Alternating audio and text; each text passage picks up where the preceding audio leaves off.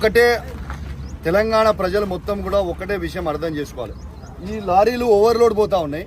ఇవి వే బిల్లు లేకుండా ఒక లారీ పోవచ్చా? వితౌట్ వే బిల్స్ లారీ పోతున్నాయి అంటేనే మీరు అర్థం చేసుకోండి అది ఎన్ని టన్నులు ఉన్నాయంటే 75-80 టన్నులు ఉన్నాయా 100 టన్నులు ఉన్నాయా మాకు తెలియదు. ఎందుకంటే వే బ్రిడ్జ్ చూపిస్తలేదు.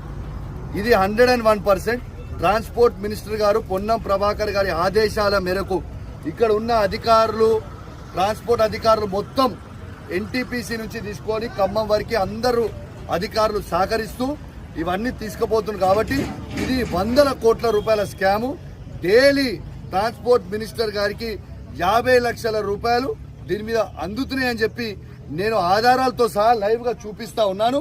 కాబట్టి ఇది ఖచ్చితంగా ఈ మంత్రి గారిని బర్తరఫ్ చేయాలని నేను డిమాండ్ చేస్తా ఉన్నాను. డైలీ పోయే లారీలు దాదాపు 200 నుంచి 300 మధ్యలో ఎవ్రీ డే లారీలు పోతున్నాయి. ఒక్క లారీ ఖర్చు 20 నుంచి 25 వేల రూపాయలు అవుతుంది. లీగల్ గా వే బ్రిడ్జ్ వేసుకొని పోతే 32 టన్నులు మాత్రమే తీసుకొని పోవాలి.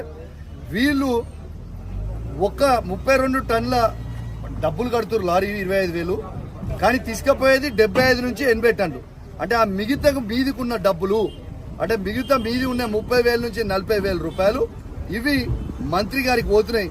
ఈ 40,000 రూపాయల నుంచి ఈ 30 నుంచి 40,000 ఇంటూ 250-300 లారీస్ మీరు వేసుకోండి. మీకు డైలీ మంత్రి గారు సంపాదించిన 50 లక్షల లెక్క మీకు దొరికిపోతుంది. చూసుకోండి. Thank you.